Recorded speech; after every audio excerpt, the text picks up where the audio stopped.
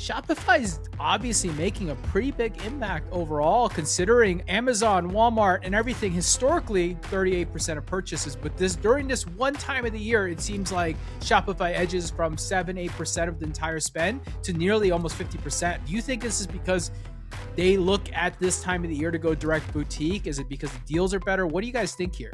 How many Shopify stores do you guys think there were in 2024? That's a good question. Just over 4 million. This year, almost 6 million. Ooh. So there's 2 million additional Shopify stores, Wow. 1.8 million additional Shopify stores. Wow. Welcome to the ASOM Pod, where we talk a lot. Ecom is the path that we walk a lot. From 4 point of views when we're talking shop.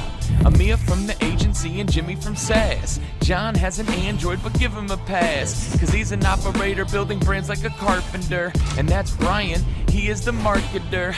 Like I said, this the ASOM Pod, where we talk a lot. Ecom is the path that we walk a lot. From 4 point of views when we're talking shop. All right, boys. I want to talk about BFCM this year because a lot of stuff happened basically throughout this. I think it was pretty interesting. And for me, for all the different people, I think all of you guys were in the thick of it, though Brian was off in Disney, so it must have happened too much. And I was definitely videos. not. Yeah, making rap videos. And then I was off doing other things. So I want to talk about BFCM this year and kind of take your take on a lot of stuff. And there's a lot. And I kind of organized my thought process here today because I don't want to just climb through everything and not be organized about it. So let's go all the way back. Let's start with the first and the foremost thing. BF, right? Black Friday. Let's talk about Black Friday, guys. 6.2 billion in global sales, 11 billion, a little bit over 11 billion in worldwide sales, 6.2 global in Shopify, 11 point something overall. That's the kind of the word that came into place. Two big shocking things, I would say, and I want to kind of open up the floor after we talk about this. The two big shocking things were, one, we didn't see Amazon really take off Black Friday, which was interesting. I think that it seemed like Black Friday wasn't big, while retail and direct-to-consumer was definitely affected. Two, those sales have been going off all month long. We still saw the big spike on Black Friday occur. And I think it's interesting that the consumers are still thinking about Black Friday is the trigger effect. And no matter what brands are doing, early Black Friday, whatever it might be, it doesn't seem to change. What do you guys think, guys? So on the Amazon side, I think they just spread it. So, days prior, you went on Amazon and things were already marked and said Black Friday week. So I think they just, I think at a quick glance, you're like, oh, they didn't perform how we expected them to for Black Friday. But I think they just started earlier and took more market share and wallet share because they have the ability and the platform to do it. So I think they probably about Prime Day? crushed it. What's that? And I know Prime Day in October, right? Prime Day in October up. before everybody. You guys think that they're using that strategically because they know that people buy before? 100%. The other thing too that's interesting that they do, I don't know if this is intentional, but they put Prime Day after paycheck period, where Black Friday comes before paycheck period, That's interesting. which I never think thought about enables a that. little bit more spending as well. But wait. Does paycheck even matter here in this instance? Purely because we see the change in consumerism right now? Based with on debt? consumer debt in the U.S., I don't think paychecks matter. Yeah, Yeah, I don't think people care that much. I think it influences, but I don't think it's the big chunk of No, the pie. That I we're think you're talking right. about. I think it's definitely a part. There's definitely still a strong enough amount of consumers that are responsible enough to say, "Hey, I want to spend actual money and not go the debt route." Yeah. Brian, like with Black Friday for you guys, what was interesting was you guys were running a release of a new product for Black Friday. That was kind of your Black Friday. But I was also thinking about it as a consumer product, what you guys do, and you're selling consumables, right? Like at the end of the day, that's what you guys sell. Yeah. Did it really matter, or are you just leaning into the hype as a celebration day? Like, do you think the idea of Black Friday matters for what you guys are doing? Could you have done that release in January, February, March, and done the same? Yeah, I think so. But I think what's cool is, since we're still a smaller company, like leveraging the, like, I call them like the eyesight days, right? Like your July 4th and your Black Fridays.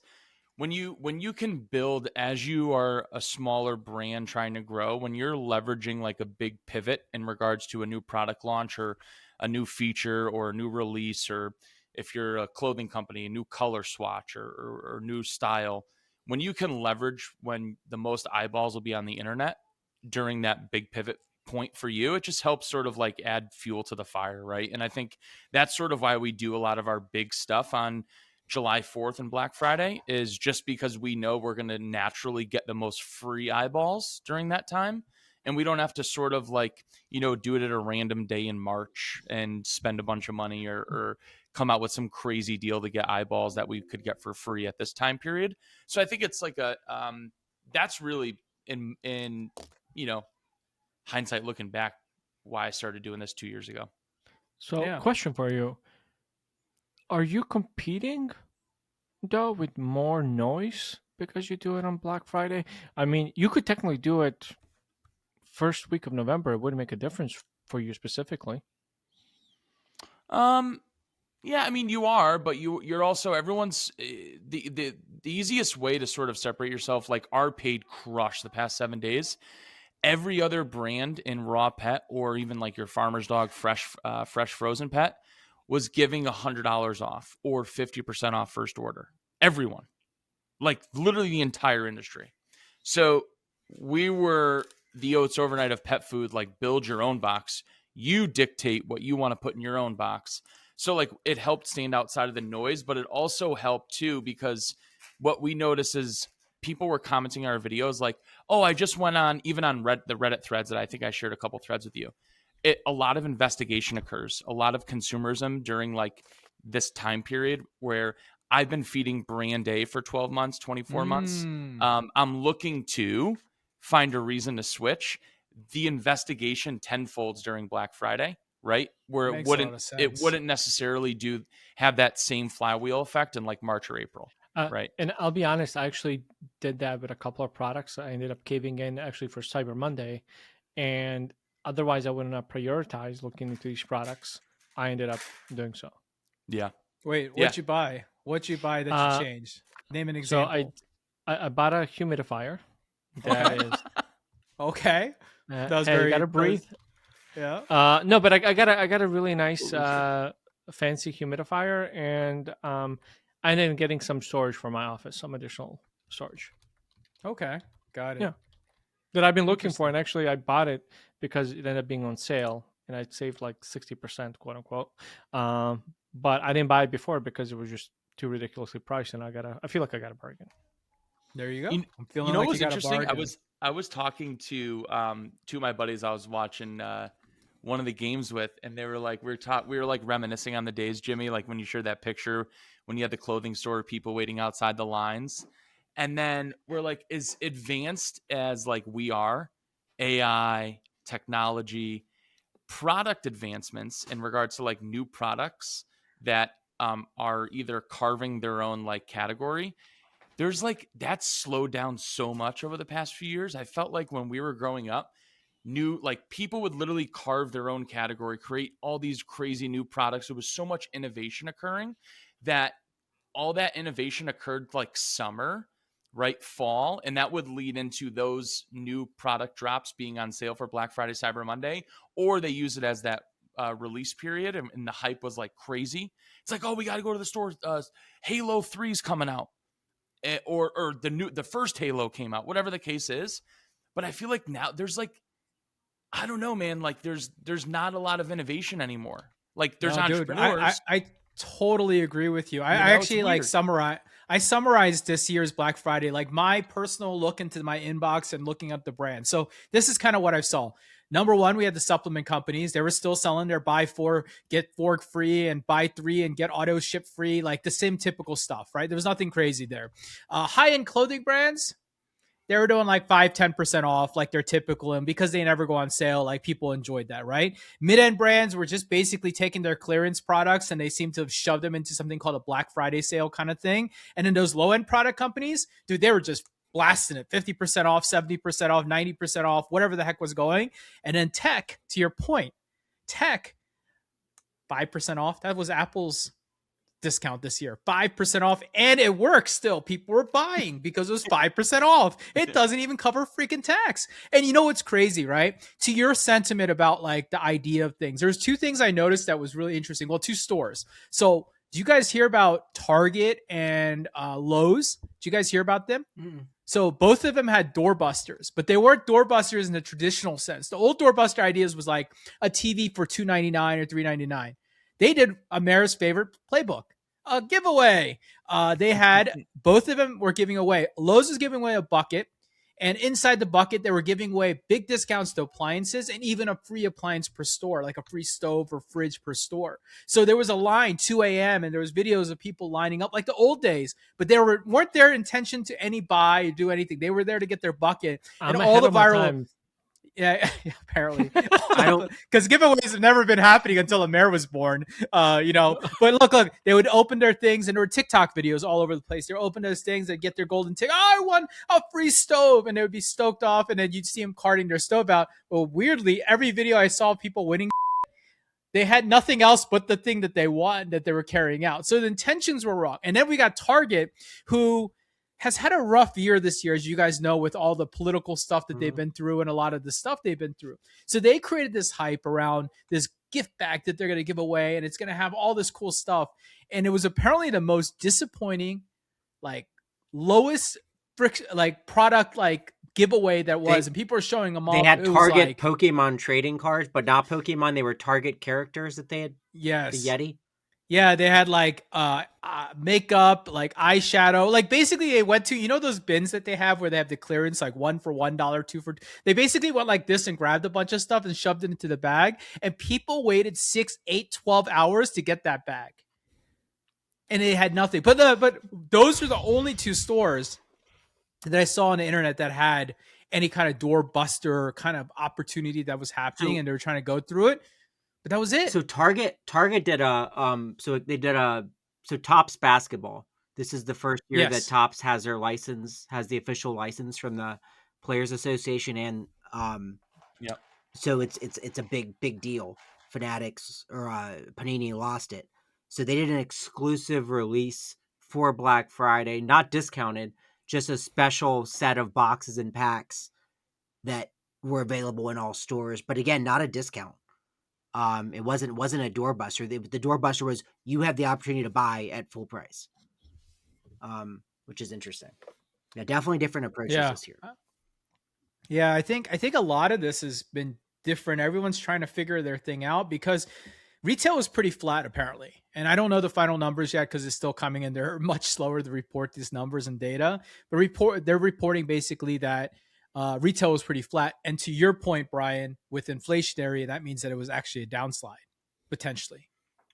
Yeah. So what I was gonna say, what's interesting is I feel like it wasn't the same across the board. Like, so I drove to Conyers to see my mom, about an hour away. I go through a lot of mall area, a lot of places that traditionally for holiday shopping is like shitty traffic. There was no traffic. I didn't experience any at all, which was highly unusual. But then I have friends that were in other places that I saw videos and Instagram stories. Someone went to, in northern Georgia, the outlet malls, and it was mayhem. So it was very weird. Like some retail places were as crazy as old days, and then some were just dead. Do you think it has anything to do, not just by demographic, but it's kind of an educational level and and availability to the internet and like the thought behind that maybe? Yeah. I mean, so, my wife does not know anything about like e-commerce marketing. Like she just doesn't, no interest in that. I said something to her about, she's like, John, you can buy online. Why would you go to a physical store? And that's, she oversimplified it. But she's not wrong. Yeah, like, that's how my wife is too. Yeah, You're right. Why would I go to a physical store when I can get what I want with a couple clicks? So true. So- And even the winners in pet now have in order to like survive and not just survive, but like grow a retail store. And like everyone's dream 20, 30 years ago is like, oh, I'm going to open up a store and then I'll open up 2, then 3, then 4. Right. In order to do that now, they have to have services. You have to have grooming. You have to have, self bathing stations, right? Wash stations. You have to have some sort of nutrition consult. You can't just be a store that sells food, right? If you are, then yeah, you're going to lose the consumer that's just going to buy it online. You have to give them an experience or a service reason to come in, or else they're not going to come in. Yeah. The other problem is comparison shopping. Nobody wants to drive from store to store to see if they can get a better deal on a TV or a furniture piece. You pull up Best Buy, Target, Walmart. Okay, this website has the best deal, and you can check out in 10 seconds using Apple Pay or whatever and save yourself 2-3 hours of driving. I know some people still enjoy that to a degree. They want to get out of the house and experience that, but I think it's lost its luster a long time ago. Yeah. And you have to remember too, I think I brought this up probably a year ago, where moms and dads both work today, right? Like husbands and wives both work 9 to 5, Monday through Friday. They have kids. They have to drop them off, pick them up from school.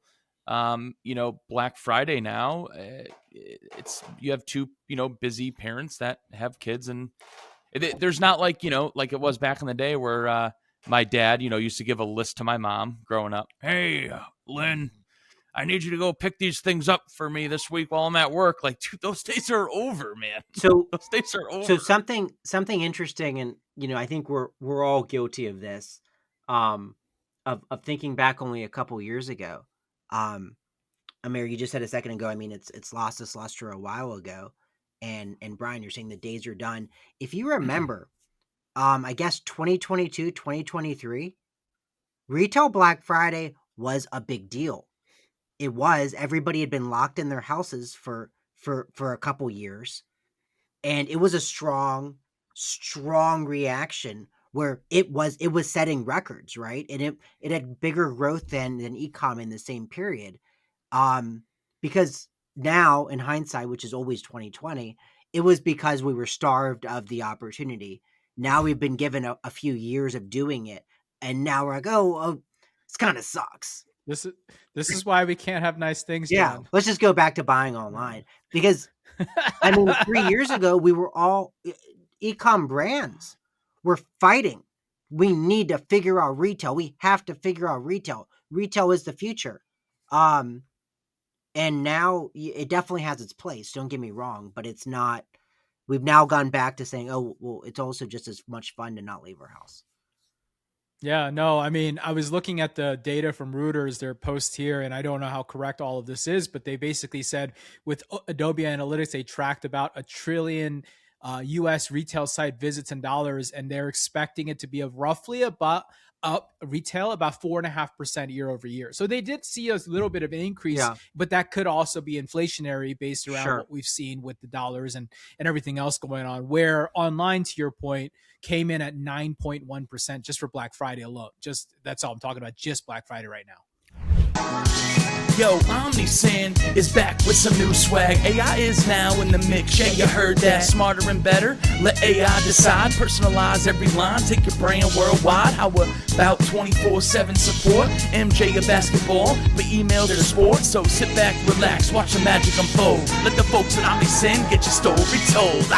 Tired of staring at blank pages? OmniSend AI doesn't hit you with writer's block. Their new AI writes your emails, personalizes content, and builds customer segments instantly. Just whisper who it's for, and AI figures out the rest. Join 125,000 users already winning with OmniSend's email, SMS, and push notifications. Backed by 24/7 amazing support. Visit omnisend.com today. I think it's interesting. All right. I want to zoom out now. All right. So total holiday. We're shooting this thing on Tuesday, day after Cyber Monday, but sales extended, so we don't know where this is going. Giving Tuesday. But for now, we are at least Shopify, and I want to pick on Shopify because there's 2 big events that happened. But Shopify made this little slider. It was on Instagram, and it basically said Black Friday, Cyber Monday, $14.6 billion in global sales, 15.8 thousand merchants made their very first sale, and 81 million shoppers uniquely bought from Shopify stores. This is interesting data just because Shopify is obviously making a pretty big impact overall, considering, and again, going back to it, what we said earlier, Amazon, Walmart, and everything historically 38% of purchases, but during this one time of the year, it seems like Shopify edges from 7-8% of the entire spend to nearly almost 50%. What do you guys think about that? Do you think this is because they look at this time of the year to go direct boutique? Is it because the deals are better? What do you guys think here? Well, what's very interesting is another guy from Shopify, which this is all like how Brian loves looking behind the headlines. How many Shopify stores do you guys think there were in 2024? That's a good question. I don't know. 4 million. Just over 4 million. This year, almost 6 million. So there's 2 million additional Shopify stores, Wow. 1.8 million additional Shopify stores. Wow. So in from 4 to 6, so to that's what 2024. 33% increase in stores, roughly. But we No, saw 4 to 6 is 50%. No, yeah, it's a 50%. That's correct. Yeah, 50%. So there were Huge. according we to saw this, only a 27% increase in revenue. so there was 4.36 million stores in 2024 and 5.86 million in 2025. So that's what what's that math? 1.25 million more stores. Roughly. Yeah. Yep. Huh. Interesting. So that'll do it too, but obviously the headlines don't say that. I also no, like the headline. So Toby posted, I think that's Toby's post. But if not, so his on X, and then he did a thread underneath, and the next thing is like, oh yeah, and we had some issues. No big deal. Well, let's talk about those issues. What were they? I mean, I don't know. Amir, because let's let Amir kick that off. I only know what I see online because I have no live Shopify store running right now that I would say that I would have felt these issues on. Like, I guess it was just a login, right? You couldn't. So the back end, the dashboard, like you couldn't see the back end. You couldn't see your orders coming in. Yeah. From my understanding, So you there couldn't were also fulfill. some API and integration issues as well. Yeah, it was just it's mostly on admin side that experience, which obviously if you're like dealing with editing orders, canceling orders, or some of that stuff, it prevents your CX team from engaging into that. And then some, because of the admin issue, the POS system was impacted as well. So potentially, but the thing is, I think where Shopify got lucky, it happened on Monday instead of Friday, where Friday would have been a lot more devastating for POS and retail stores. But look, like for me, we're talking about a platform that has 99.99 uptime. Unfortunately, it happened on Cyber Monday, but at the end of the day, the checkout didn't break. People were able to check out. People were able to check out, and I think Shopify resolved whatever. So was it what cause? Was it because Cyber Monday was so big, or was it just Fat Finger copied over the wrong file? I was watching. It has nothing to do with that. It's an authentication service. So like what we're talking about is not the load coming from the traffic to the site. Shopify handled that. It was authenticating shop owners when logging in. So it had nothing to do with the traffic. So it wasn't a capacity thing. No, it was just somebody messed up and. Well, there was a whole thread on this, and again, things are never true what you read online, so I want to kind of sprinkle that and put that caveat. But the thing that people were saying was like, how come they didn't have a code freeze and blah blah blah, and that Shopify pushed something which caused this and blah blah blah. That's kind of the premises that I read online. I see Amir shaking his head. So tell me, dude, we don't know. I'm just telling you what I read, and I know everything I read online is not true, or else I'd have Bigfoot behind me and something else. Yeah, go ahead. Shopify has a quote unquote code freeze. Every large institution does. The thing is, Shopify is a live organism that supports $5+ million storefront, 5 million storefronts. There's nobody outside of Amazon, Walmart that carries this much capacity. And when you have this humongous organism, digital organism, porn websites. I don't know. Don't care. When you have this organism that you have to nurture through the most vital time, things are going to happen. Now, this has nothing to do with a code freeze. It is a bug, an authentication bug. Tokenization wasn't going through, whatever the case was. I don't know exactly. But they didn't push anything during the busiest time of the year. And what most people need to freaking understand, Shopify makes and generates money on processing fees. So they would never risk their shareholders, nor their merchants, nor their company something crazy to push a code in the middle of the biggest deal or time of the year. And what you'll actually find from Shopify, and they're really good at communicating this, they typically push updates in August. And you can see things changing July and August, and they test and they do capacity testing, things like that. For people who have never run an organization this big, or even as small of an agency as we are, they need to keep their mouth shut because they don't know what the hell they're talking about. Okay, Amir. We thank you for your general statement on behalf of Shopify, but I've got a second part to this because you've mentioned something. Communication from the Shopify team yesterday was, according to X, pretty horrific. What are your thoughts there? They have a status page. It was right on the status page. What do you want? But is that good enough? If you don't know how to use a status page, you probably shouldn't be in technology. Ooh.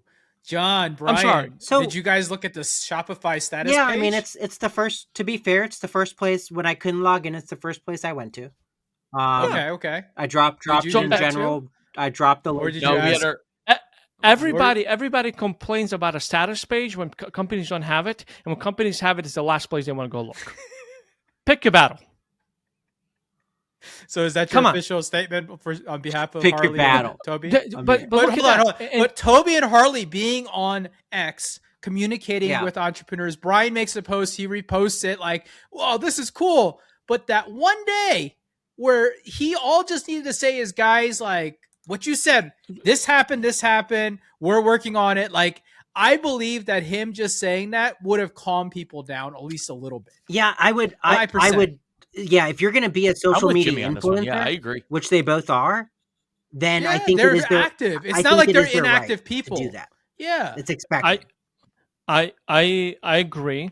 I think I would 100% agree with that statement if, God forbid, the checkout went down or something went down where we could not collect payments, like Shopify payments went down, which is a huge portion of this. But you have here's my thing. Throughout the entire year, you use the status page to reference if something's wrong with Shopify or there's an outage. On the biggest day, you, as an operator, don't know how to collect yourself and check the status page. You have channels with Shopify was unbelievable over the weekend because I opened up a couple of tickets for support, almost instant response times.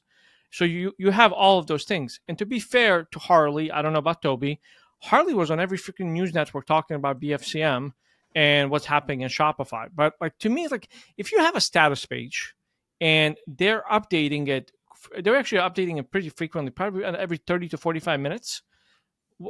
I agree. Maybe something could have said, but I think if the issue was more dire, 100%. We're talking about admin going down. I know it affected CX team. I know it impacted POS to a degree, but at the end of the year, Shopify still crushed everybody. So impacting POS, though, is kind of a big deal, no, Amir? Well, it impacted POS. I don't know to what extent. It wasn't working. You couldn't swipe. Well, I don't know if it was the admin that was completely broken, the scanner. I can't speak on it. I just know it impacted POS. I would say, though, that I think the admin not working is a bigger deal than maybe you're suggesting. That is the lifeblood. I'm not saying it's not a big deal. Yeah, I think I'm saying, would you rather have admin out or checkout out? Well, how about neither out? Oh no, I agree, but I'm just saying. You're saying is a big deal. I'm saying if it was the checkout, the ultimate, if it was payments, the ultimate.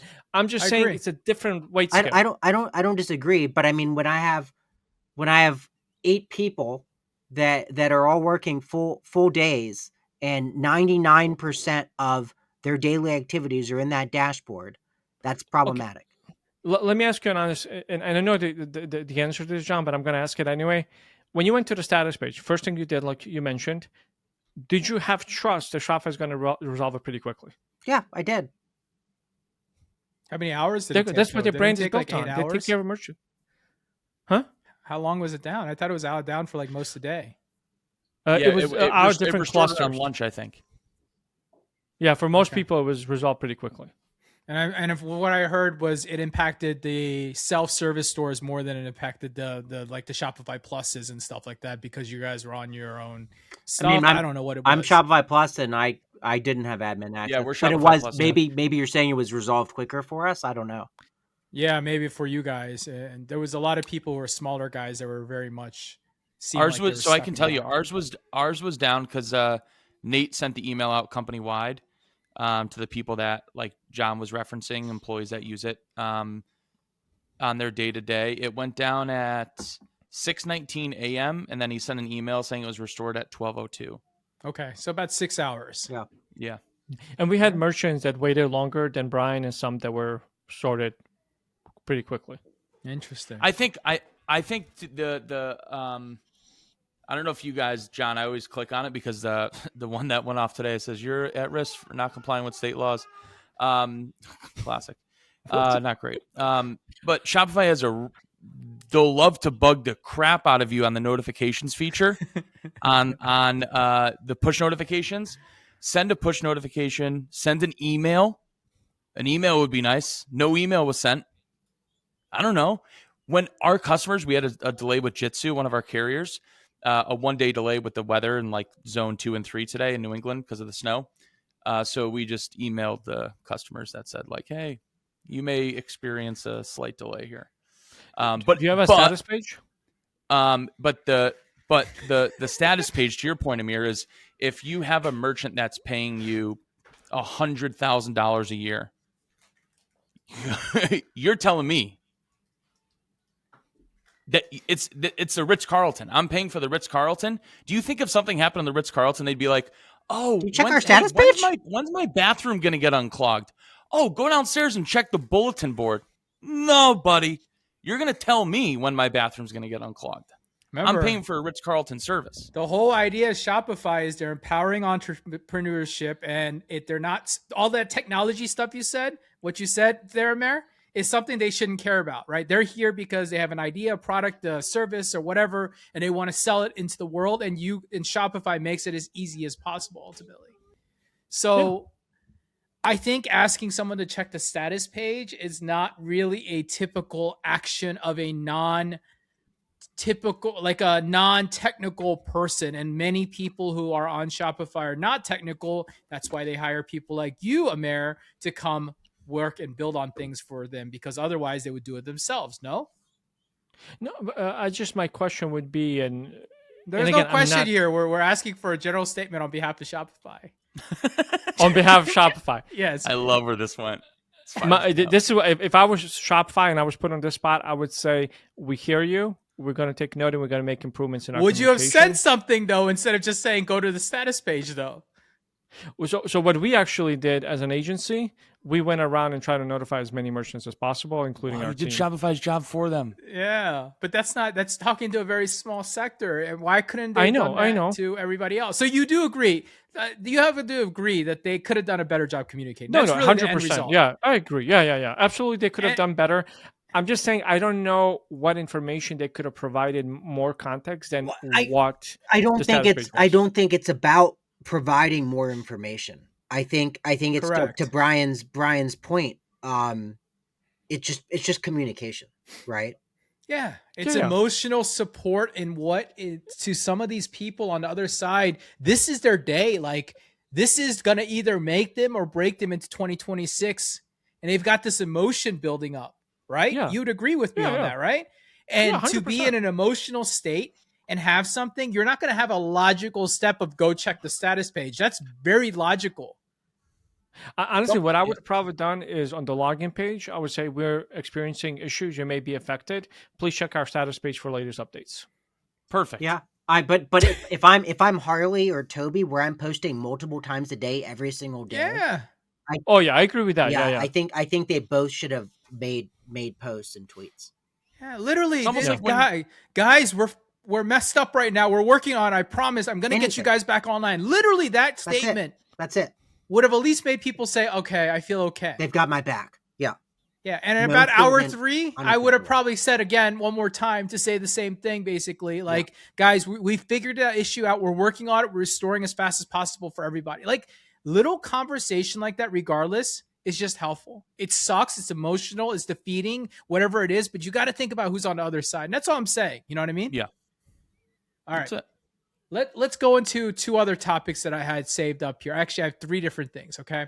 So let's go to Brian's favorite topic now. Let's talk about something that Brian pointed out, because this weekend and I Friday know what on this our is. Slack channel, so we have our private Slack where we talk and we basically talk to each other all the time and so forth. But the reality is like we like to get into some hot banter and hot takes. And Brian's hot banter right now is that people are broke, and it's not like a banter. It's obviously in the media and the news right now. But the real thing that we're hearing about is buy now, pay later, right? Now, the news, this is the Brian, the official data, so you can't just make up your own data right now, but we want to start there. Yeah. What's the real data? Rising 9% overall, with 41% of shoppers aged 16 to 24 using buy now, pay later, and younger millennials increased their usage by an astonishing 87% compared to last year. Millennials being less than 44 or 43, I guess, and older than 30, I guess, roughly, give or take, It's 32. like 30. Yeah, I think 30 is the cutoff. And they said, and the higher incomes, 38% of those were earning over $100,000 are still using buy now, pay later. And 25% are even financing groceries. This is from Reuters. So it's crazy. Okay, so the buy now, pay later versus that's Affirm, Karma. Yeah, And this was the first year that lenders were giving cash back on it. But the thing is, the buy now, pay laters, the ones you just mentioned, like there is zero. It's 0% interest, right? They're not charging the merchant anything at all. They're just saying, hey, this costs $100. Do you want to pay $20 a month for 4 months? For 5 months, yeah, correct. Yeah, and it's then, coming. It's and then coming the at the merchant gets expense paid of the seller, the merchant. You're paying. No, do they pay you guys as a merchant? They in those charge chunks? us more. So Shopify payments, for example, they have buy now, pay 3%. later. Yep. If someone takes advantage of that, instead of Shopify payments taking their 2 and change percent, they're taking over 6%. Okay, that's how they make their money. That's how they their make margin. their money, right? It comes at the And then expense they have to go chase the of taking then they have to more. go chase the dollars. Right. Yeah, but what if someone? But I also think though, John, they get hit with it's like 30% or 28% standard if you buy a $400 product, 4 installments, $100, and you can't pay the $100 on payment 2 or 3, and you have insufficient funds and you miss a payment. I mean, yes, it's not like they're people are taking the guaranteed risk. to hit their payments. It's clearly So the not that merchants high if take- they're only pay- taking a couple points. So the paying for the 4 installments usually has 0%, and like John mentioned, it's paid on the back end. However, it's most providers have a cap, like $1,500, $1,000. I don't know exactly what the number is, but you can also pay monthly like a credit card. If you're unable to pay, Like but Affirm you should, and, as a consumer, as a consumer, you know that hey, I'm entering into a credit agreement now with this financial institution like an Affirm, and you have to pay it over time with an interest rate. But they're saying, hey, we will spot you, we'll hook you up, interest free. We just want our money back in 4 months. Wow, so they're charging the merchant, but then if it's not paid in the 4 months, then they're then charging juice on it with the like a consumer normal as well. credit card. Basically, if you look at the fine terms, it says you pay your $100 over 4 months. On month 5, it goes back to month 1, and it charges the interest based around that, and basically you get tacked on the end, which is happening it's because no different. It's not different than when credit card have introductory offers, 12 months, no interest. No, Yeah. you're 100% right. But now the big key is 41% of those users in the past year have been late on their payment. Yeah. So there's definitely something going. And the overall bubble of this thing is $20 billion. So the rant that Brian was having versus what we're talking about was basically that we saw a 9% increase, but he believes, right? Your stance was inflationary and buy now, pay later, right? Yeah, correct. And your big argument was like, we actually had a decline. Yeah. Overall, right? Yeah, and I think too the other real data, not just Brian numbers, but the top 10% of earners now account for 50% of all spend. Black Friday through Cyber Monday. Actually, what was really interesting is a majority of the spend this year was in luxury products and accessories. Yeah. Those are the 2 leading sectors of this year. So for a majority of the market, the people that everyone follows on X and LinkedIn, people that are listening to this pod, yeah, it was down. Yeah. I mean, So that's where it comes to it. Though people, right? It's top line to top line. It may be a different story. yeah. So it's hard. I mean, it really, to your point, Brian, and I agree with you on some of this stuff. Like, let's say my price of my product was $20 and I was selling for 40 last year. And this year, because of tariffs and costs and everything else, that product is now $25, let's say, right? But I'm still selling it at 40 or even 45. My margins percentage still shifted where it's lower now. So even if I made more money this year, I have to make more points on the back end in order to make that dollars, right? So the real question is, did people really make money this year? And I don't think we'll know that until a couple weeks later. We won't. Yeah, we won't. Yeah, correct. We need more data. We need more data. We need more time. Okay. Now, well, with that, let's go to the next part of the thing that I had, which was really interesting. Another Adobe Analytics detail that I thought was really interesting. AI traffic to US websites grew by 805% versus Black Friday 2024. Okay. According to Adobe, shoppers who landed on US retail sites from an AI service was 38% more likely to convert to a sale versus coming from non-AI traffic source. There's something real here, guys. Yeah, it's 38% is a pretty big number, meaning that people are consumer researching not on websites anymore. They're researching with AI and they're making better purchasing decisions before they show up, which is why almost half those people are at almost 38% are more likely to make that purchase. how a question of naivety. How does Adobe have the data to know that the traffic was in, an AI platform, went to a Referral website and then source. purchased? Like OpenAI Referral referral UTM source, just passing it along, Yeah. you think? Yeah, you can pick up Google Analytics. But how does It's Adobe already have that for us? For you? Yes, that's what They Adobe say is they have reporting access on to people what- other than themselves. How do they have that data? I think they're probably looking at their data set that they have, and based on that data set, they can conclude. And it might not what be they very have. D2C specific because Adobe, what does Adobe run? I guess Magento. Magento, right? So they're looking at maybe their Magento, which is I questionably the wasn't even larger, thinking. larger, Okay. yeah, the larger So enterprise they have companies. Magento, they have Adobe Marketo. Analytics. They got Marketo. There's a lot. Yeah, they have Adobe So Analytics, they're looking at their Marketo. data set. Okay. Got it. Yeah, got it. which Yeah. gives you a pretty decent congregation. But I thought that was really interesting. 40% of convert. There was an increase of 40% if they came from an AI website and landed on your product. That's a really interesting point of influence that's occurring. Yeah, we've seen we usually like sub 1%, and when I was going through Google Analytics, a lot of stores were between 4 and 7% of AI driven traffic. I think we're like when we first started talking about like AI and commerce in general, everyone started using it to cut costs.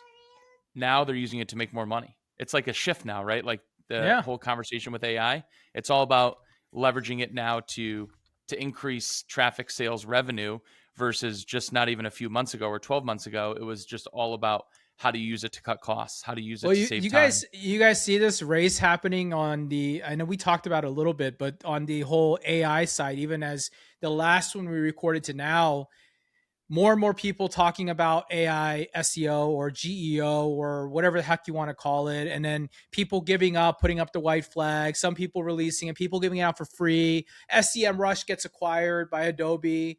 Like, there's a lot of craziness going on around basically the principles. And you know this, America, because you've been around the SEO world. It's essentially just SEO with new relevant sources ultimately. Right? You would almost say that they're using relevance and engagement and data on like more levels than they used to in the past. It's just more complex. I remember when, especially when I did SEO, like you were trying to figure out these metrics that Google was evaluating, bounce rates, click-through rates, page time low, like all that, page speed. And I think AI is just going to become deeper. And Google always used to say, we don't know. We don't know what that equation looks like. To help you, we can tell you the signals that matter, but you got to figure it out. And ultimately speaking, and this is what I always told everybody with SEO, it's going to be the same with AI, search engines. Just put information out there that's of value to people. and stuff that people find valuable, and you're going to get rewarded for it. It's really simple. And I mean, I think you combine that with just have a good product, right? I mean, that's yeah, really, of course, yeah. Yeah, I mean, especially on the product side of things, right? But I agree with you on that. I mean, good information. It's no different than SEO. And, the reality is I know everyone wants a game and they want to market it and do different things with it. I've been in that situation many years ago when I did that. But the reality is, it's like the whole idea is just to give a consumer a better experience. Yeah. Like that's the end game for the actual platform. Yeah. They're not here to sell your product because you preferred it or you trained it. They really want to see happy, genuine people, users, people of your product giving great reviews and talking about it on forums, on Reddit, and different places like Brian mentioned. And then eventually that's going to lead to these AI SEO products or the LLMs picking up. And then basically that's how the SEO is occurring right now. So I think it's interesting. I think as we continue to see what happens with this is going to be a big player, because if 40% more likely to increase on purchase this year, what's going to be next year? Are more people going to just do their holiday research? I mean, technically, if you wanted to work on a prompt, you could be like, I have these people, 6 people, blah, blah, blah. I need you to research this. I need you to go do this. Tell me what products to buy them. And in a mindless way, you could make a purchase right now. Mm-hmm. It's getting better. The research exactly is great. Me. Was that you? Really? That was exactly me. So you made all your gifts were mindless? No, for me, like when I was doing research, and you guys know I'm dealing with some health stuff in the family, and I was looking up certain things for that, and everything was AI driven, and it gave me to a point. I still did some additional research like on Google and stuff about it, but 90%, and I'm telling you, there's certain devices and things that I looked at that I couldn't find on Google. But when I use Gemini or when I use ChatGPT, I could, but through search, I could not. It's interesting. Yeah. Gemini is leading right now, by the way. So. Oh yeah. What'd you say? Gemini is leading the whole LLM world right now as the crushing. strongest one now. Yeah. And they started so much later. It's crazy. Yeah, ChatGPT's been catching a lot of SHIT, if you know what I mean. Yeah. And then they got a couple problems going on. But anyways, all right. Last topic here, guys, before I want to go to general consensus. Meta has always been king. We've always talked about Meta being king. But this Black Friday, we had a little company called AppLovin, Brian's favorite company. Get out of here. Yeah. Hell yeah. Well, I know that you have not had the greatest experience, John, on AppLovin, and I don't think, Brian, you've spent $1 on AppLovin yet, and you don't know. Zero. But some of the people are making public posts, and ultimately 2 things that are happening on the data side of things. Triple Whale actually reported this, and they said based on all new customer data, 58% was on new customers through Meta as a channel was 58.7, and AppLovin was 55%. So new customer discovery is occurring. And then obviously we've seen this with other channels is AOVs usually aren't aligned. But in this sense, they said new customer AOVs, 102.29 on Meta, 104.80 on AppLovin. What do you guys think about this? Here's my take on AppLovin. I don't know much about the company besides what I read, what I saw the noise and everything. And correct me, guys, if I'm wrong. This is all assumptions that I'm about to say. AppLovin, I think it's great. I love that certain brands are seeing success. Some of the brands that I know, a la John, they have not seen success.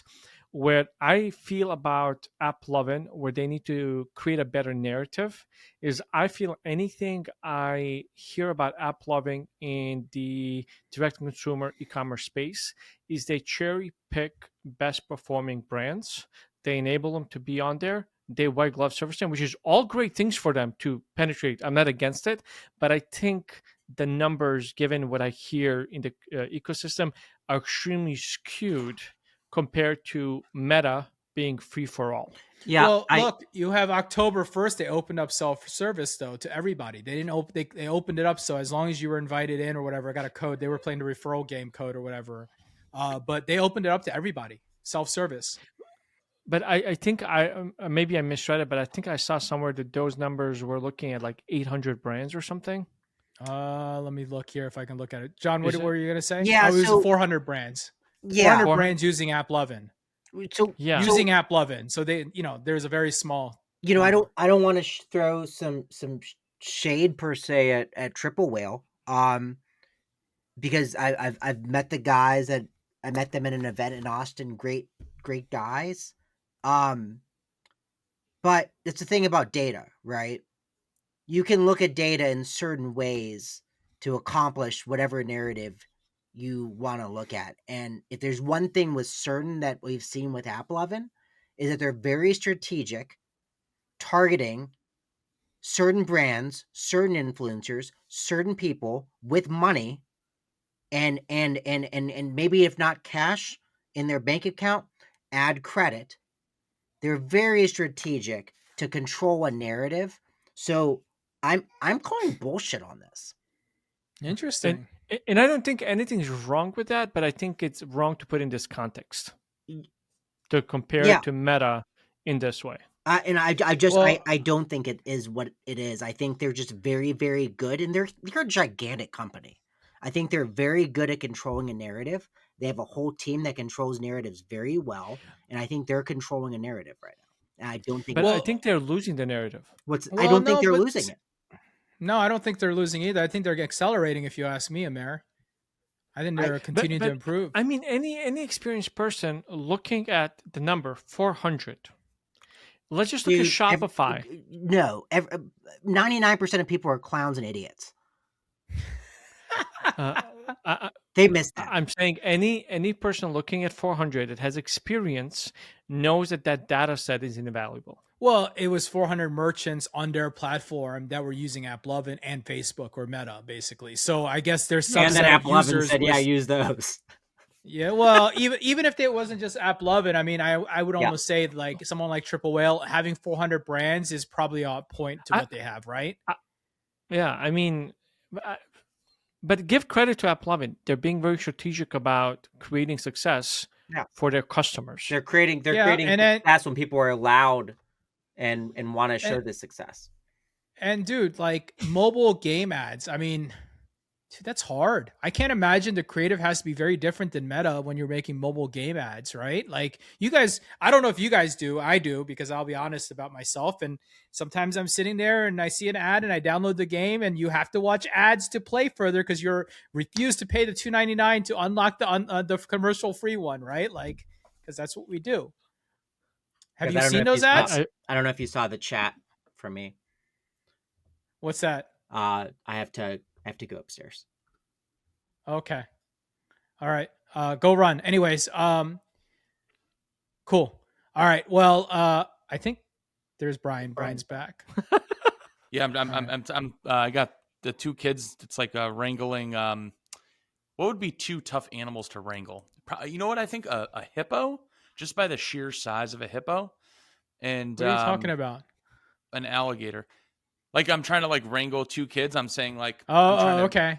Yeah, no, I get it. Like trying to wrangle a hippo and an alligator together. It's only because of their age right now too. They're right now at the primo, like move around like little minions and touch everything and break everything. In a couple of years, you'll be in a better spot. I think I'm like 2 years ahead of you, Brian. Yeah, it gets better. Yeah, Mia's almost 2 and JMO's almost 4. Yeah, I'm about 4 years ahead of you.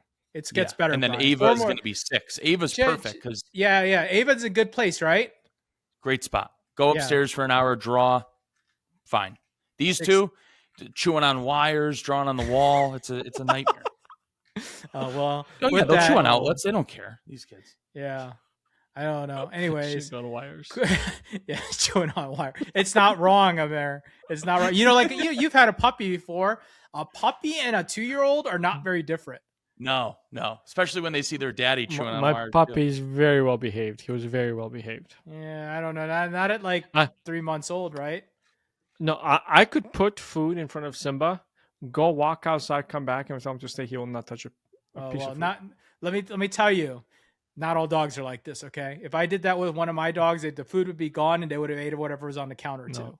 Simbas were very easy to train. I was very lucky. Yeah, sounds like it. All right, boys. Well, it looks like we're gonna wrap this thing up here. I think that this was good. Last words: Black Friday, Cyber Monday. Like, any final thoughts? I'm going to start with you, Mr. Better than I thought. Better than you thought. Okay, so you expected worse. Yeah, I mean, I was worried about, what we came into the year with tariffs, prices going up.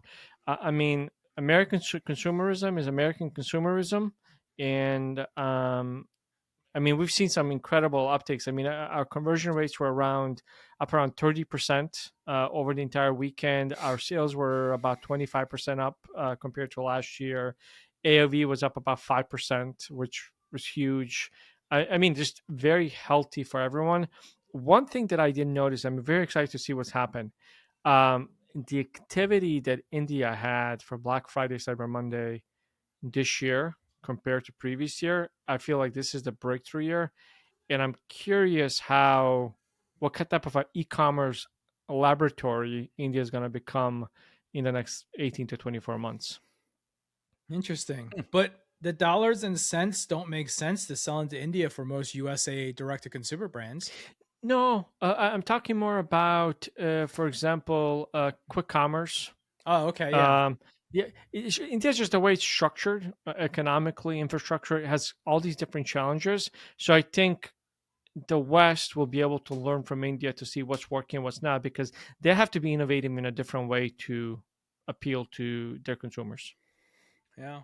What about you, Brian? Any final thoughts on this Black Friday, another Black Friday you've lived through? I was actually I was really surprised in the way in which people treated this Black Friday, for us at least, in regards to the ones in the past, where it was there was definitely much more excitement around this one. I mean, granted, we did some different things like marketing wise and stuff, but that's where like the light bulb conversation went off that I talked about earlier, where a lot of brands are just selling the same stuff they have been for years, right? There's not a lot of product innovation, but also I feel like a lot of sites have become stagnant too, right? Like when Perella built our site in May, Jimmy, I think you were the first one to tell me that. You're like, oh, you're going to hate it by the end of the year, right? And the bulk box page was just like the first like massive addition that we made to the site. And I think it was like a good lesson for me that because that page alone finished just under a 7% conversion rate. That page alone, right? Which is huge. More than double our normal conversion rate on the site. So what that sort of like kind of told me is regardless of whether or not we can, come out with new products or not, finding a new way to keep your customers engaged and then leveraging that around your Black Fridays is going to be a huge takeaway for a lot of people out there, a lot of brands out there, whether it's on site, whether it's customer experience or product innovation or whatever, is using your July 4ths and your Black Fridays and your New Year's, et cetera, and having those be like the big anchor moments to make big moves on your site and with your product. Yeah, that makes sense. And look, I got two hot takes as we wrap this thing up. Hot take number one is I think that marketers ruin things. We've always heard this terminology, and if you look at Black Friday, marketers have kind of ruined Black Friday. They've ruined it, and they overstretched it, oversaturated, when the market is clearly demanding that they really want people to do a special thing for them. And because marketers can't hold back, they're running similar sales. Because look, you guys have said it. I'm not here to pick on any brands, but there may be a pan brand, for example, right?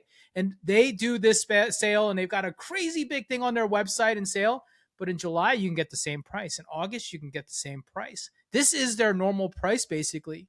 If you paid full retail for this pan set, then you deserve it, right? Like I have to disagree with you there.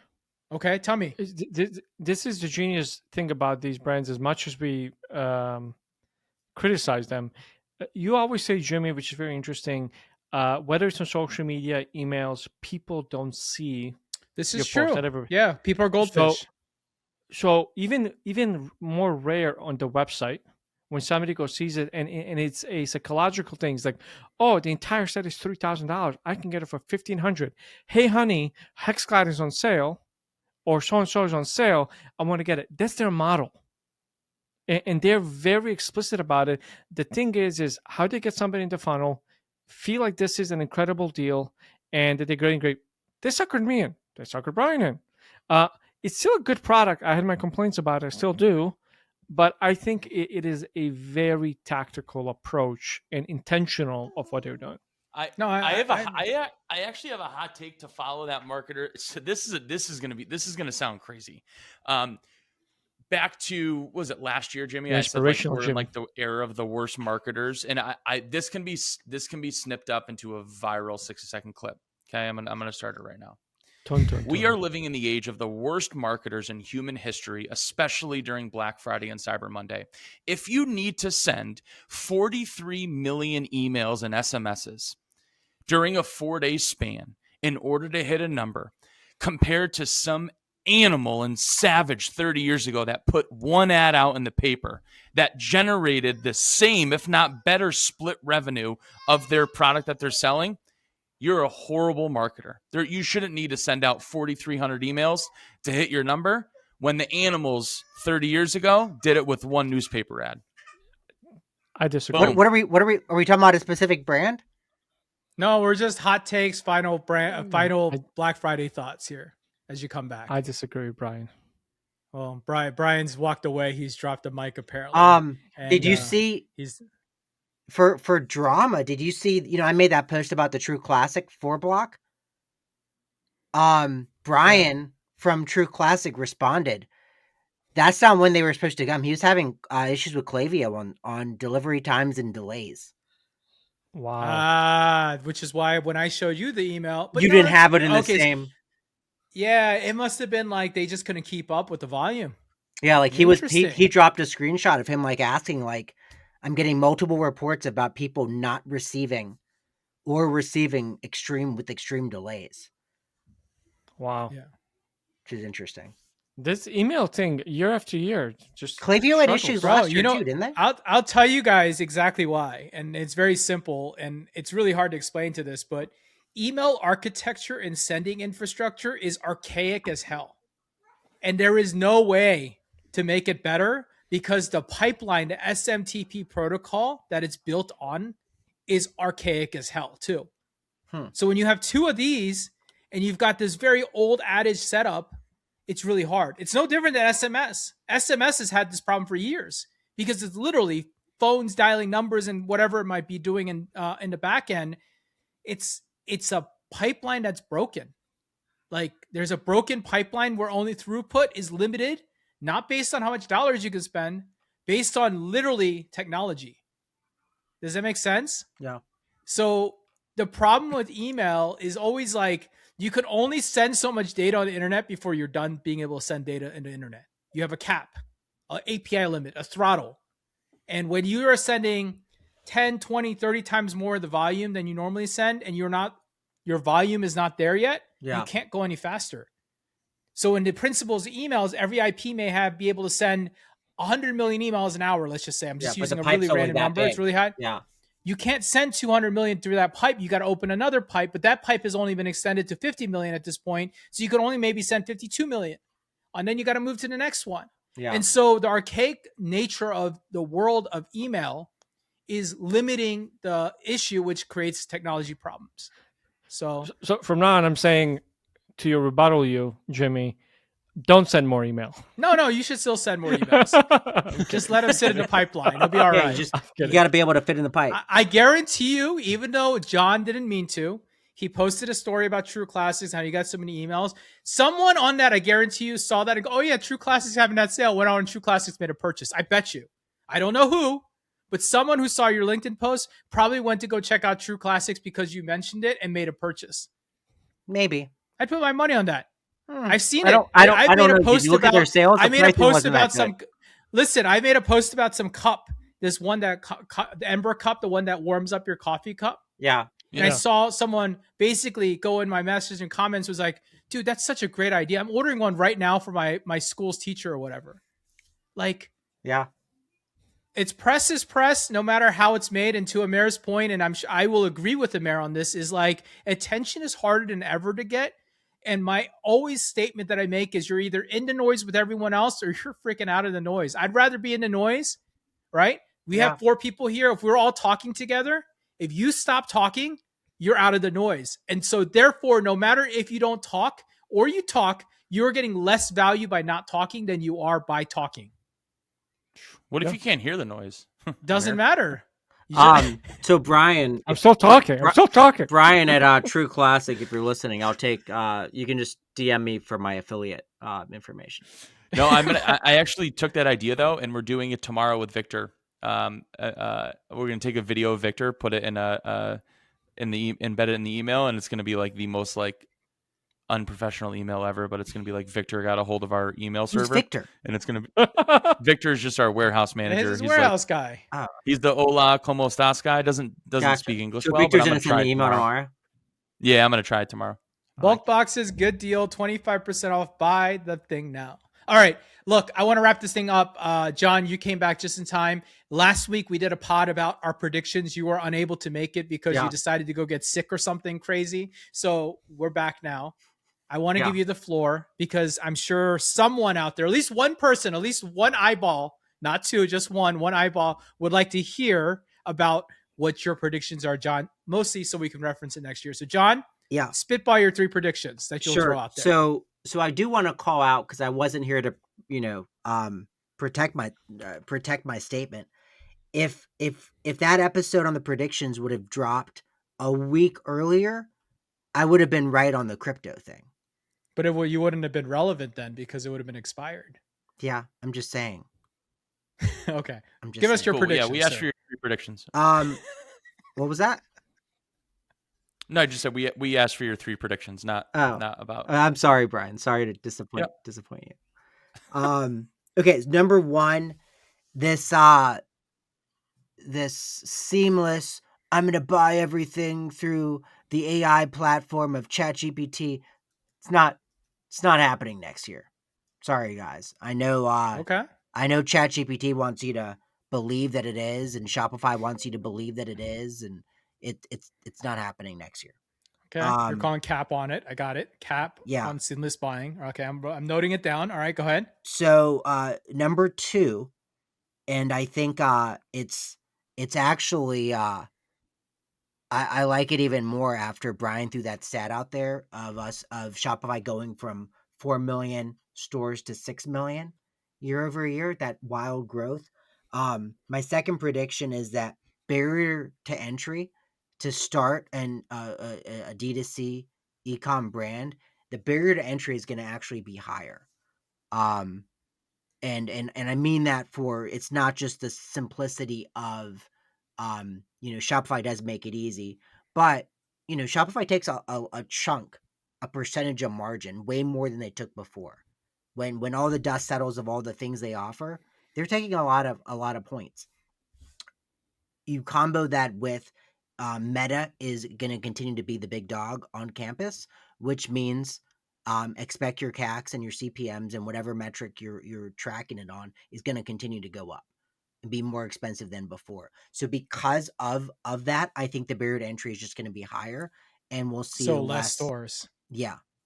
Okay. Last one, number 3, I think we'll just because, just like we forgot that a couple years ago, people were crazy about going in person again and doing Black Friday in person, what a big deal it was. I think private equity is going to forget some of their mistakes that they only made a couple years ago. I think they're going to be very refined compared to the decisions they were making a couple years ago. But I think we'll see valuations coming up, acquisitions being made by private equity again in the D2C space. They're just going to be very selective. And, obviously the thing that'll matter will be EBITDA and what everyone's EBITDA looks like. I also think we'll see another round in the same breath of the private equity, the stack up. Let's stack up all this top line and EBITDA and make these little SPACs. Yeah, these units of multiple D2C brands. I think we'll see another iteration of that too. I think it's going to be a juicy year for acquisitions. Interesting. All right, Amer, before we end this pod, just to have it on record, because I don't actually understand the big words that you put over here for your last predictions, are we overlapping any with John's here today? Oh, here. If you need to remember, we have demise of e-commerce, shift from digital strategy to analog strategy, the acceleration of great data reckoning, shift to media publishing ops. That was one of them.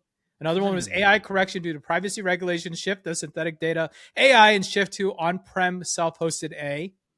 And then something called agentic and human shopping funnels shift paradigm of conversion funnels. Those are your three. No, nothing overlap. Would you Okay, AI all three of those?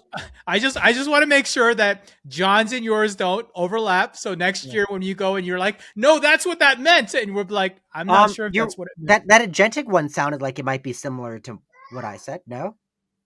No, he's It's a little saying bit the other different. way. He's saying shopping funnels shift Oh. paradigm of conversion funnels. So he's saying it's going more AI. Yeah. So you guys are deferring what- each other. Well, what I'm not saying is going more AI. I'm saying, technically yes. I'm saying more AI, but it's more the fact here that goes, when we start politician. optimizing websites, we're gonna have to think about optimizing for AI and for human behavior. Okay. He's kissing babies. Kissing the babies. Doesn't mean kissing the babies in there for you. We have a political answer. He's not amused. All right. With that being said, I'm practicing for my mayoral role. yeah, we You guys are can't wait. preparing I for. can't wait to get my bribes in. Anyways, with that being said, thank you, John Roman, Brian Anderson. Brian Anderson. Why did I call him Brian Anderson? What? Here's Brian Anderson. Brian Matrix.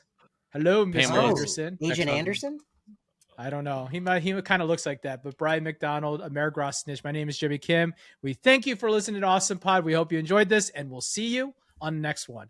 Clap in 3, 2, 1. Clap. Oh.